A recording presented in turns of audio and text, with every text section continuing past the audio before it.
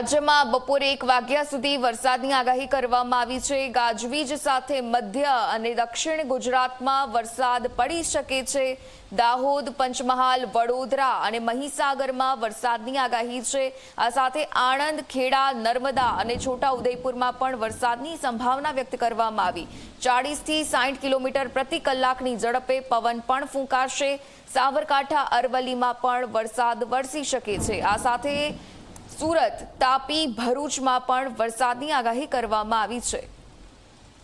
તો રાજ્યમાં જે રીતે વરસાદની વિધિવત શરૂઆત, તાપ અને ઉકળાટ બાદ હવે વાતાવરણમાં અચાનકથી પલટો આવ્યો અને વરસાદ પડી રહ્યો છે। રાજ્યમાં બપોરે 1 વાગ્યા સુધી વરસાદની આગાહી કરવામાં આવી છે। ગાજવીજ સાથે મધ્ય અને દક્ષિણ ગુજરાતમાં પણ વરસાદ પડી શકે છે।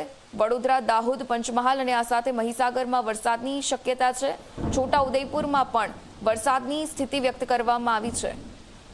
સંવાદદાતા સપના ફોન લાઈન પર જોડાયા છે, વિગતે માહિતી તેમની પાસેથી લઈએ।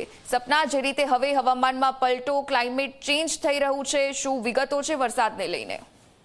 બિલકુલ ઉર્મિલા, વેસ્ટર્ન ડિસ્ટર્બન્સ અને મોન્સૂન ટ્રફ અત્યારે તેની અસર રાજ્યના વાતાવરણ ઉપર થઈ રહી છે, જેના કારણે 1 વાગ્યા સુધી રાજ્યના જુદા જુદા વિસ્તારો માટે એલર્ટ સાથે વરસાદ છે। દાહોદ, પંચમહાલ, વડોદરા, મહીસાગરમાં ઓરેન્જ એલર્ટ સાથે ગાજવીજ અને મધ્યમ વરસાદની આગાહી વ્યક્ત કરવામાં આવી રહી છે।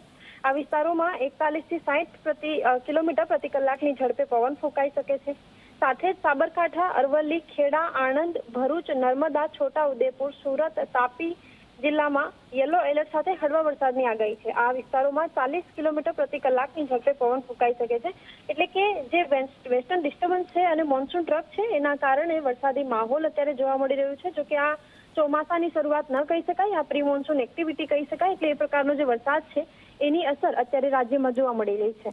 જી બિલકુલથી ધન્યવાદ સપના, વિગતો સાથે જોડાવા બદલ।